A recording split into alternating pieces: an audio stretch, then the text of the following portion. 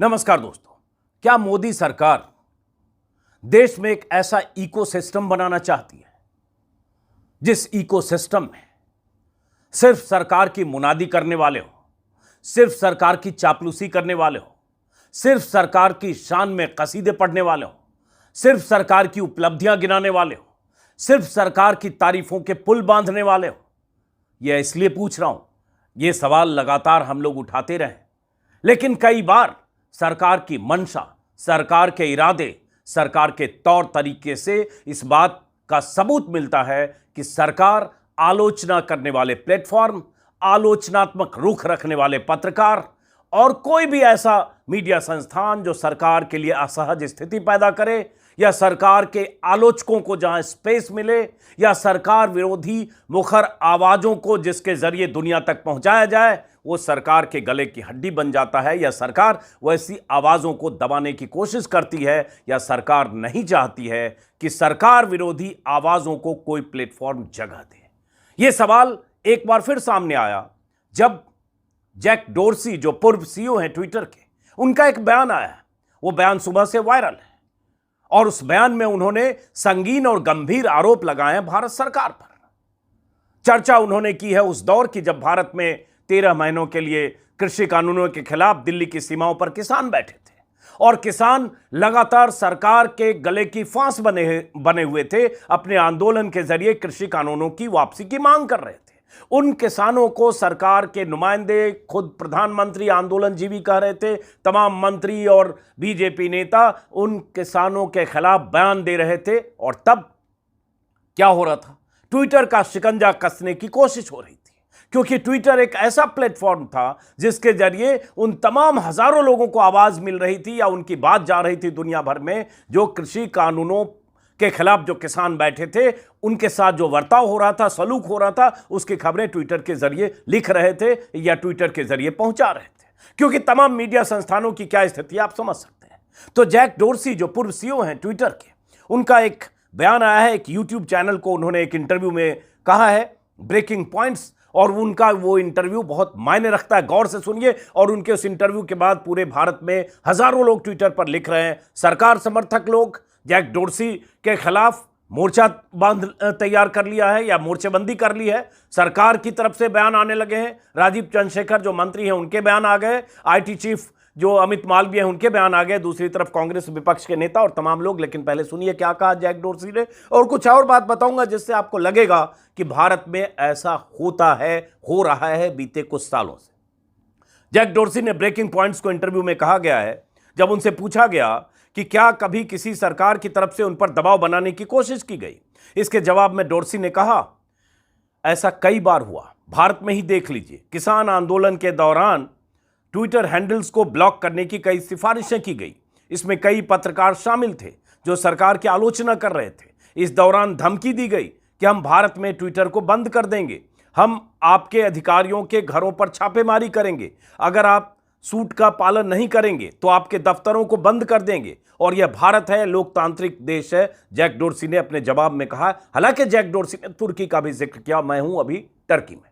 Turkey में भी पत्रकारों के लिए बहुत बुरा वक्त है। जो मौजूदा रिजीम है, राष्ट्रपति हैं जो फिर जीत गए अभी, उनके कार्यकाल में पत्रकारों पर शिकंजा इतना कसा जाता है कि यहां बहुत सारे पत्रकार जेल में हैं और पत्रकार और पत्रकारिता के लिए टर्की का सबसे बुरा दौर है।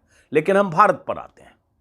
जैक डोर्सी का यह कहना और उसके बाद तमाम विपक्षी नेताओं की तरफ से जैक डोर्सी के बयान की तस्दीक करते हुए ट्वीट करना, वो अपनी जगह है, आरोप प्रत्यारोप। लेकिन हमने उस दौर में देखा था जब किसान आंदोलन के वक्त भारत सरकार की तरफ से किसानों को खारिज करने के लिए तमाम तरह के बयान दिए जा रहे थे। और उस वक्त ट्विटर एक ऐसा प्लेटफॉर्म था, ट्विटर सोशल मीडिया का वो प्लेटफॉर्म, मजबूत प्लेटफॉर्म, साथ में फेसबुक और यूट्यूब, जिस पर लगातार किसानों से जुड़ी खबरें आ रही थी। लगातार किसान आंदोलन कैसे सरकार के गले की हड्डी बन रहे, वो खबरें आ रही थी। और यही बेचैनी सरकार में थी, क्योंकि सरकार तो उन किसानों को आंदोलनजीवी, मुट्ठी भर किसान, मवाली, बवाली, पाकिस्तानी, देशद्रोही, न जाने क्या क्या कहकर खारिज कर रही थी, संसद से लेकर सड़क तक। इसलिए जैक डोर्सी का यह कहना और उसके बाद बहुत सारे लोगों का बयान, जैसे मैं देख रहा हूं कांग्रेस ने अभी बयान दिया है, और ये कोई चौंकाने वाली बात नहीं है।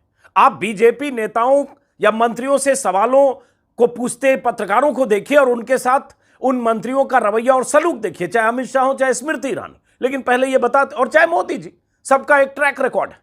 कांग्रेस ने कहा जब हमारे किसान अपने हक के लिए दिल्ली की सीमाओं पर बैठे थे, जब वो सर्दी गर्मी बरसात झेलते हुए अपने प्राण त्याग कर रहे थे, तब दिल्ली में बैठा डरपोक तानाशाह उनकी खबर को दबाने में लगा था। वो ट्विटर को धमकियां भिजवा रहा था कि किसान आंदोलन को दिखाया तो दफ्तर बंद करवा दूंगा, छापे मरवाऊंगा। सनद रहे इस आंदोलन में 773 किसान शहीद हो गए और तानाशाह इनकी लाशों पर अपनी छवि चमकाने में लगा रहा। ये तो उनका बयान है कांग्रेस का। सुप्रिया श्रीनेत ने भी लिखा है, ट्विटर के पूर्व सीईओ जैक डोर्सी का सनसनीखेज खुलासा, किसान आंदोलन के दौरान भारत सरकार ने ट्विटर को बैन करने की कोशिश की और छापेमारी की धमकी दी, ये लिखा। ऐसे बहुत सारे पत्रकार लिख रहे हैं। रवीश ने भी ये देख रहा हूं सुबह एक ट्वीट किया है, रवीश कुमार जो वरिष्ठ पत्रकार हैं, उनका भी एक ट्विटर पर मैं देख रहा हूं। सारी सरकार मालिकों को धमकाने में लगी है क्या? मंत्री जी मालिक के नाम पर एक पत्रकार को धमकी देती हैं। स्मृति ईरानी का जिक्र जो अभी हाल में एक वीडियो वायरल हुआ, मंत्री जी जिस मोदी सरकार में काम करती हैं वो ट्विटर के मालिक को धमकी देती हैं कि पत्रकारों के अकाउंट बंद करें।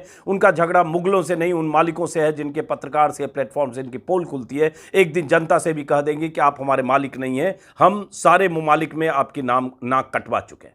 ये लगातार लोग सवाल उठा रहे हैं क्योंकि जैक डोर्सी ने खुद कह दिया, जो तब सीईओ थे। जैक डोर्सी मतलब ट्विटर और सरकार से उस वक्त तनातनी की खबरें लगातार आई थी, बल्कि कहा गया उसी तनातनी को हैंडल नहीं कर पाए रविशंकर प्रसाद जो उस समय मंत्री थे, इस वजह से उनकी छुट्टी कर दी गई, कैबिनेट से उनका बाहर का दरवाजा उन्हें दिखा दिया गया। तब भी 1-1.5 साल तक ट्विटर से भारत सरकार की तनातनी चली थी। लेकिन अब ट्विटर का यह बयान, और इस बयान का खंडन करने के लिए चाहे जितनी बड़ी मशीनरी लग जाए, राजीव चंद्रशेखर के बयान आ गए, अमित मालवीय के बयान आ गए, लगातार कांग्रेस के बयान के खिलाफ या जो लोग इसको शेयर कर रहे हैं उसके बाद सरकार में बेचैनी है, और लगातार जैक डोर्सी को झूठा, लायर, और किस तरह से उसने भारत सरकार के गाइडलाइंस या भारत सरकार के कायदे कानून की परवाह नहीं की, किस ढंग से भारत विरोधी ताकतों के हाथ में खेल रहा था, कैसे भारत विरोधी ताकतों को प्लेटफॉर्म मिल रहा था, ये सारे बयान दिए जा रहे हैं। लेकिन क्या हमें नहीं पता है कि भारत सरकार के मुखिया प्रधानमंत्री मोदी, उनके नंबर 2 अमित शाह और उनके जो कद्दावर कुछ मंत्री हैं, उन्हें कैसी दिक्कत है पत्रकारों से? अभी ताजा मामला स्मृति ईरानी का आपने देखा होगा कि कैसे स्मृति ईरानी से उनके लोकसभा क्षेत्र में अमेठी में एक पत्रकार सवाल पूछता है, कुछ जानने की कोशिश करता है उनकी कार के पास, और किस तरह से इसमें स्मृति ईरानी धमकी देती हैं। वो वीडियो वायरल हुआ। खबर यह भी आई कि वो भास्कर का एक दूसरा ग्रुप है, उसका रिपोर्टर था, स्ट्रिंगर, लोकल रिपोर्टर ऐसे स्ट्रिंगर होते हैं, उन्हें पता नहीं कईयों को पैसे मिलते हैं नहीं मिलते हैं। लेकिन उसके बाद स्मृति ईरानी के उस वीडियो वायरल होने के बाद उस रिपोर्टर की नौकरी चली गई या उसे उस संस्थान से हटा दिया गया, माइक आईडी ले लिया गया, ऐसी खबरें भी हैं। ये विजुअल वीडियो आपने देखा स्मृति ईरानी के तेवर। आप सबसे मुखर सांसद और एक मुखर नेता है जी, लेकिन दैनिक भास्कर से हो तो सलोन विधानसभा मेरी विधानसभा जी, है, जी, जी, लोकसभा जी, क्षेत्र की। जी। आप अपमान मत करो। जिस तरह से स्मृति ईरानी ने एक पत्रकार को धमकाया, जिस तरह से स्मृति ईरानी ने एक पत्रकार को धमकाया और ये कहते हुए कि आप हमारे क्षेत्र की जनता का अपमान कर रहे हैं, जबकि ऐसी कोई, लेकिन उसके बाद उस पत्रकार को उसका खामियाजा भुगतना। अमित शाह, मोदी, सबके बारे में ऐसी कहानियां बहुत हैं। प्रधानमंत्री मोदी तो जब प्रधानमंत्री नहीं बने थे, जब वो गुजरात के मुख्यमंत्री थे, तब भी पत्रकारों के साथ कैसा सलूक होता था, और उन पत्रकारों के साथ जो उनसे असहज सवाल पूछे। चापलूस की तो बात ही छोड़ दीजिए, चापलूसों की लंबी लिस्ट है आज भी, चौधरी, गोस्वामी, देवगन, चोपड़ा, बहुत सारे, हर चैनल, हर अखबार में वो तो उनका इस्तेकबाल होता है, स्वागत होता है प्रधानमंत्री निवास में, उसके कहने की जरूरत नहीं है। और कैसे वो दिन रात सरकार के लिए मुनादी करते हैं, कई बार पता नहीं चलता है कि वो पत्रकार हैं या सरकार के प्रवक्ता हैं, वो अलग बात है। लेकिन बाकी पत्रकारों के साथ या मीडिया संस्थानों के साथ प्रधानमंत्री मोदी के रिजिम में क्या हुआ, कहां कहां छापे पड़े, लंबी लिस्ट है। अभी बीबीसी पर छापे पड़े थे क्योंकि बीबीसी ने एक ऐसी डॉक्यूमेंट्री बना दी, जो डॉक्यूमेंट्री गुजरात दंगों की डॉक्यूमेंट्री थी, और जो किसी सूरत में प्रधानमंत्री मोदी के लिए असहज स्थिति पैदा कर रही थी। डॉक्यूमेंट्री तो बैन हुआ ही हुआ, उसके अलावा बीबीसी पर छापे, इनकम टैक्स का रेड कई दिन तक। ऐसे संस्थानों की लंबी लिस्ट है भारत में, चाहे HW न्यूज हो, मुंबई से चलता है, डिजिटल प्लेटफॉर्म में, उसके यहां छापे पड़े। न्यूज क्लिक, ईडी से लेकर और अलग अलग एजेंसियों के छापे पड़े। न्यूज क्लिक भी एक ऐसा प्लेटफॉर्म है जो सरकार से सवाल पूछने वाला है, या सरकार के लिए मन माफिक ढंग से पत्रकारिता नहीं करता है। दोनों में से आप जो भी चुन लीजिए। द क्विंट पर छापे पड़े। ऐसे दर्जनों संस्थान हैं जिन संस्थानों को बीते कुछ सालों के दौरान सरकार की एजेंसियों की जो खुराफात है या एजेंसियों के छापे का सामना करना पड़ा है, उन्हें दबाने की कोशिशें हुई है। यह सर्वविदित तथ्य है, यह कोई छुपी हुई बात नहीं है। तो जैक डोर्सी ने अगर यह ऑन द रिकॉर्ड कह दिया तो जाहिर है भारत में बवाल होना लाजमी है। और किसे नहीं पता कि किसान आंदोलन के दौरान सरकार और सरकार के मंत्री, बीजेपी के नेता लगातार 12 महीने तक किसानों के लिए, किसानों की खबर दिखाने वालों के लिए, किसके लिए क्या कहते रहे, यह सब कुछ ऑन रिकॉर्ड है। और चूंकि वह किसान आंदोलन एक ऐसा आंदोलन था जिसे भारत का जो मुख्य मीडिया है वो जगह नहीं दे रहा था, स्पेस नहीं दे रहा था, और वो किसान आंदोलन सिर्फ डिजिटल प्लेटफॉर्म या ऐसे प्लेटफॉर्म के दम पर अपनी जगह बना रहा था, इसलिए सरकार की बेचैनी और परेशानी थी जी। और इसलिए ट्विटर पर लगाम लगाने की उस दौर में कोशिश हुई। यही तो जैक डोर्सी कह रहे।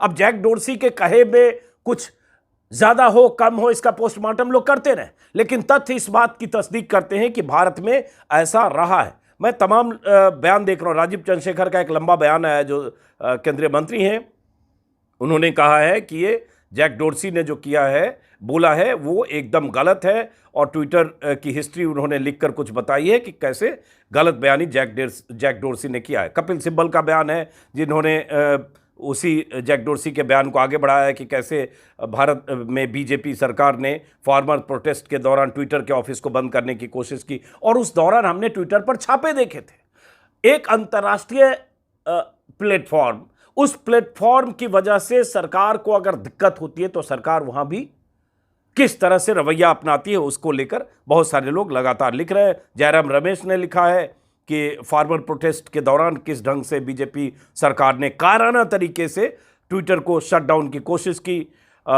गुरदीप सप्पल ने लिखा है कि भारत में किसानों के विरोध के दौरान ट्विटर से कई अनुरोध किए गए थे, कई पत्रकारों के बारे में सरकार की जो आलोचना कर रहे थे इस तरह से था, हम भारत में ट्विटर को बंद कर देंगे, आपके कर्मचारियों को छापा मार देंगे, जो उन्होंने किया, हम आपके कार्यालयों को बंद कर देंगे। ये जैक डोर्सी के बयान का उन्होंने हिंदी तर्जुमा किया है। ऐसे लगातार लोग लिख रहे हैं। प्रियंका चतुर्वेदी, जो कांग्रेस, माफ करें, शिवसेना की नेता है, सांसद हैं, उन्होंने भी सरकार की आलोचना की है और जिक्र किया है कि कैसे सरकार काम करती है ट्विटर के पूर्व सीईओ के हवाले से। रणदीप सुरजेवाला ने लिखा है। तो एक तरह से ये आज का सबसे बड़ा मुद्दा बन गया भारत में। मैं हूं टर्की में, फिर कह रहा हूं, और जिस मुल्क में मैं हूं, ये मुल्क पत्रकारों के साथ बदसलूकी, पत्रकारों को जेल भेजने, पत्रकारों पर हर तरह से घेराबंदी करने के लिए कुख्यात है टर्की।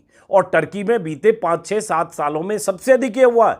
यहां भी एक तरह से वो दौर है जब एक दौर था टर्की में, जब मुस्तफा कमाल अतातुर्क ने, जिन्होंने टर्की की स्थापना की थी, संस्थापक थे, तब उन्होंने स्टेट और रिलीजन को अलग कर दिया था, बहुत तरह के रिफॉर्म किए थे, और उस रिफॉर्म के दम पर टर्की एक सेकुलर देश बना। 90% मुस्लिम आबादी होते हुए टर्की में आपको लगेगा नहीं कि ये कोई उस तरह से रिलीजियस तमाम तरह के प्रैक्टिसेस फॉलो करने वाला मुल्क है, बल्कि एक खुला देश है, यूरोपियन देश की तरह लगेगा। लेकिन बीते 5, 7, 8 सालों से जो मौजूदा राष्ट्रपति है, वो यहां भी स्टेट में रिलीजन की मिलावट कर रहे हैं, कुछ उसी तरह की हरकतें कर रहे हैं, जिसका नतीजा है कि पत्रकारों पर खतरे बढ़े हैं और देश में स्थितियां बदल रही है। जिस मकसद से कमाल अतातुर्क ने टर्की जैसे मुल्क को एक सेकुलर देश बनाया था, वो मकसद कहीं डिफीट हो रहा है। लेकिन फिलहाल हम चूंकि भारत की बात कर रहे हैं, तो इस तरह से बहुत खबरों के बीच आपको पता होगा, अभी कुछ दिन पहले अमित शाह का भी एक वीडियो वायरल हुआ था कि अमित शाह से सेंगोल को लेकर एक पत्रकार ने कुछ पूछ दिया था, और सेंगोल के संदर्भ में बात करते हुए एक पत्रकार ने अमित शाह से दक्षिण भारत में जो बीजेपी को शिकस्त हुई कर्नाटक में, उस पर सवाल पूछ दिया था, और अमित शाह कैसे चिढ़ गए थे। वो वीडियो भी वायरल हुआ था अभी कुछ दिन पहले। वणक्कम, Dinamala Venkatraman from Dinamala. You made a very elaborate details about the Sengol. It's not only from Chola kingdom, it's the rulers of Tamil Nadu, Pandya, Chera Chola Pandya, everybody was using the Sengol when transits of power. And also indicate how a king has to rule the country.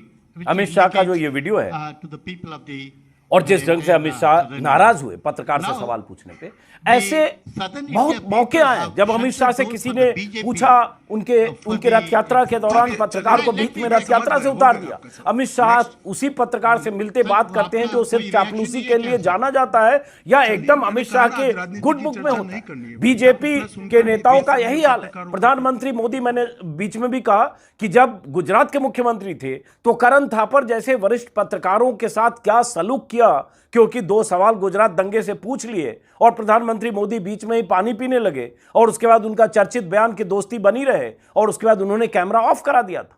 वो बीच बीच में अभी भी viral होता है, उस पर विस्तार से मैंने वीडियो बनाया। विजय त्रिवेदी एक पत्रकार जो प्रधानमंत्री मोदी, मुख्यमंत्री मोदी तक 20 साल से उनको जानते थे, उन्होंने गुजरात दंगे को लेकर कुछ सवाल एयरक्राफ्ट में कर दिया था, कहीं प्राइवेट जहाज से या हेलीकॉप्टर से जा रहे थे शायद अहमदाबाद से अमरेली, और उसके बाद एयरपोर्ट पर हेलीपैड पर उन्हें उतार दिया कि अब अपने दम पर आओ। और उसके बाद विजय त्रिवेदी ने उस पर एक स्टोरी की कि कैसे मुख्यमंत्री मोदी उनसे नाराज हुए क्योंकि सवाल पूछा हेलीकॉप्टर में चलते हुए। तो ऐसी कहानियां बहुत है और सब जानते हैं कि प्रधानमंत्री मोदी का उन पत्रकारों के प्रति क्या रवैया होता है, उन संस्थानों के प्रति क्या रवैया होता है, बीजेपी सरकार का क्या रवैया होता है। मैंने पहले भी कहा, उस पर बात करूंगा तो बहुत लंबी लिस्ट हो जाएगी। एक लंबी लिस्ट हमारे पास है कि कैसे अलग अलग संस्थानों के दफ्तरों में, घरों में पत्रकारों पर लगातार छापे मारे गए, चाहे द वायर हो, चाहे द क्विंट हो, चाहे SW न्यूज हो, चाहे न्यूज क्लिक हो, चाहे कोई भी संस्थान।